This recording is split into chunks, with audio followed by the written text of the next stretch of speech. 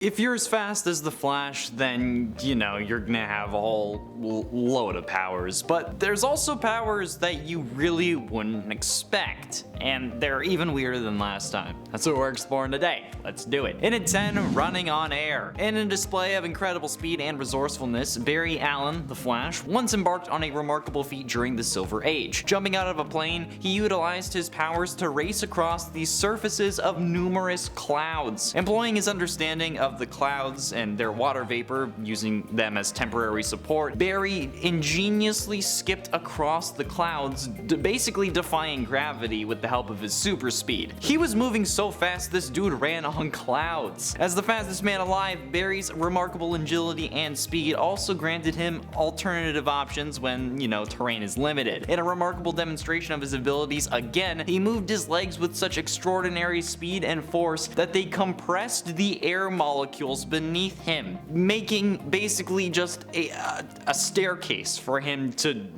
run up in the air. It's insane. This incredible display showcases the extent of Flash's powers and just the fact that you can give him whatever powers you want just using speed as an explanation, because damn, dude just ran up air. In at 9, voice modulation. While shapeshifters such as Martian Manhunter and Plastic Man are known for their deceptive abilities, the Flash is not typically associated with those powers. But the fastest man alive found a way to utilize his supersonic speed to manipulate his voice, making it as challenging to figure out who he is as it is to outrace him in literally anything. By vibrating his vocal cords at various wavelengths, the Flash can effectively disguise himself and mimic the voices of other individuals. This skill is actually pretty dope, and as far as the show goes, was only used to disguise his voice when he was talking to people that he knew, which is the most logical way a superhero has disguised their voice so far, but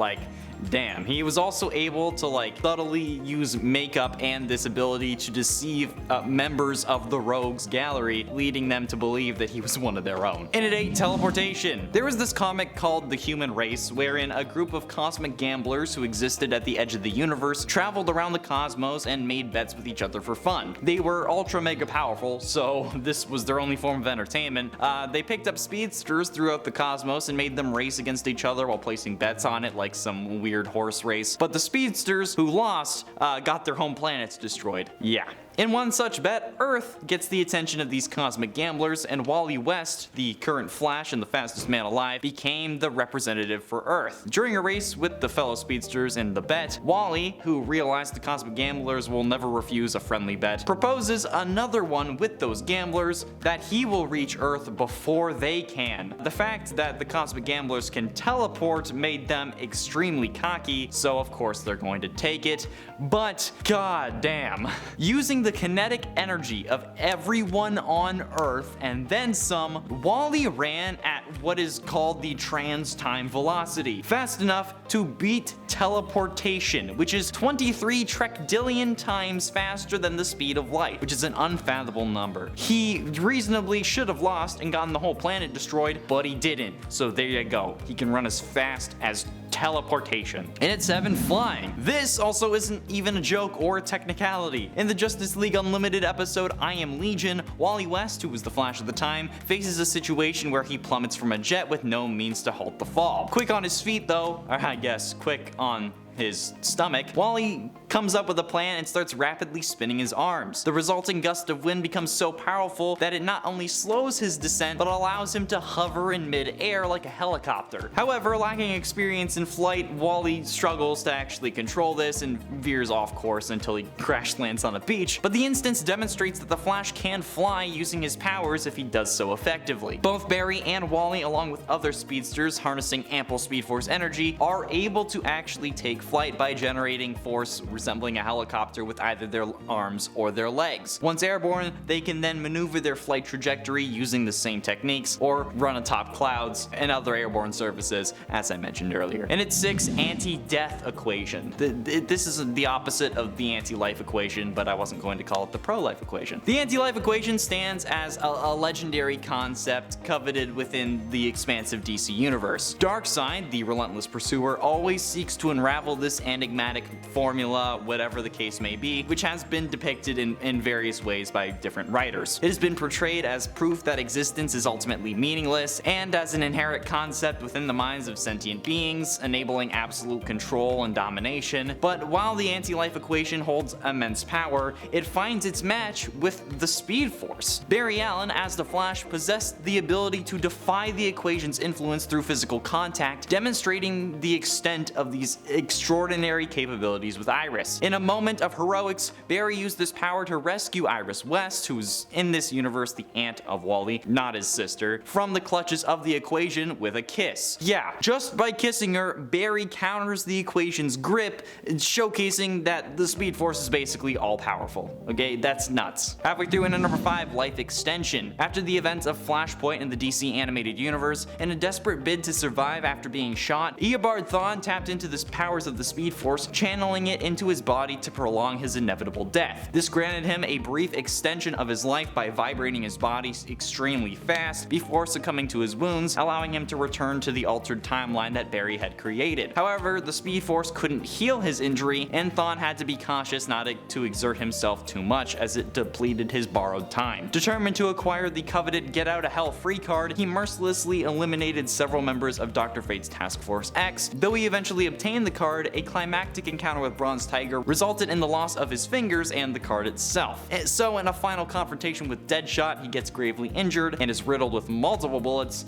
so his life force fades away and the Speed Force leaves his body. Yeah, I mean, like, he returns to when Thomas Wayne Batman had shot him, so he actually dies, but I mean, he literally extended his life after getting shot in the frickin' brain. Yeah, I'm gonna count that as another power. And for immunity, the Flash's molecular vibration, mostly known for his ability to phase through objects, holds a lesser known but significant ability of granting him near levels of indestructibility. By manipulating the frequency of his molecules, like I just mentioned, the fastest man alive can vibrate at such an intense level that he becomes impervious to disintegration. This remarkable power works as both offensive and defensive means, with Barry being able to demonstrate this skill by vibrating through objects, of course, but also disintegrating objects upon touching them, famously the hand through the chest. But it also just makes him like immune to like acids. So like if like someone was to throw sulfuric acid on him, he can just vibrate and it won't do anything, which is kinda nuts, which just adds an additional layer of invulnerability to speedsters. I don't know, it's pretty dope, but I mean, I don't know how many times he gets sulfuric acid thrown on him, so I don't know how useful it actually is going to be. Getting close to the end, and at number 3, No Batteries Boyfriend.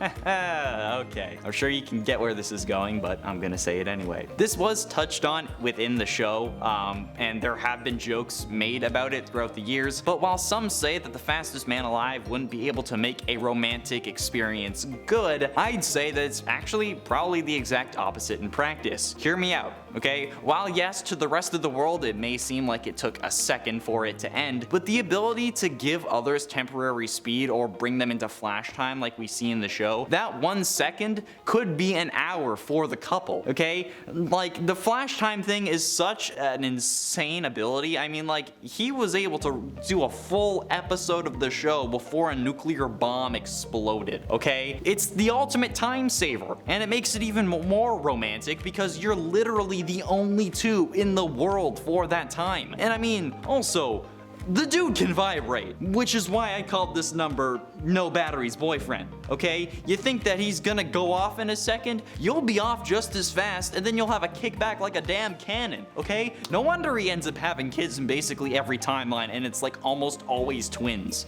I get it. Penultimately, in at number 2, Eminem. With his quick-witted mind and lightning-fast legs, it's no surprise that the Scarlet Speedster has an equally rapid mouth. And no, I'm not going in the last direction again, I promise. In times of necessity or when overwhelmed by nerves, the Flash can actually unleash a torrent of speech at super speed. And while regular humans and many other heroes can't actually understand what's going on, fellow speedsters and Superman are exceptions and can actually get what he's saying. While this power is rarely showcased, it's often just gibberish to most people. The Flash uses it when he's talking with other speedsters or the Man of Steel, and in the novelization of Kingdom Come, it's revealed that this unique form of communication is the only way that the Kingdom Come Flash can speak, because he's always moving, and Superman is the only person who's remaining that's able to understand it. I think that's pretty cool, and I mean, like, if he wanted to try to do Rap God, he would probably crush Eminem. I want to see that. Next epic rap battle of history, The Flash versus Eminem. Do it. And finally, in at number 1, creating gods.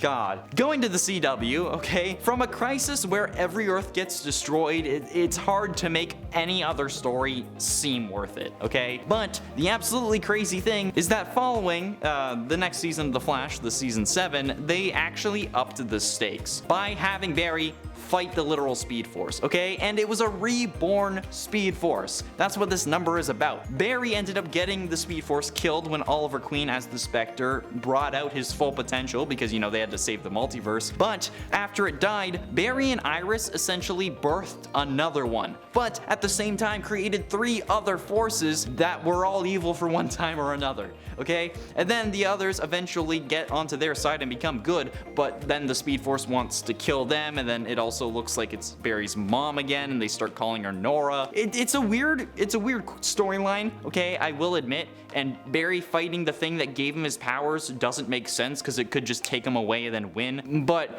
yeah, when you rebirth the thing that gave you powers and you're basically their father, because at one point they call you dad even sarcastically, and it looks like your mom, yeah, but also it's like the 4 primordial forces of the universe, so yeah, you birthed gods. So there you go. If you want to know more weird things and you didn't click on the last part and came to part 2 randomly for some reason, click the video that's popping up on screen right now, alright? Do it. Thanks for watching.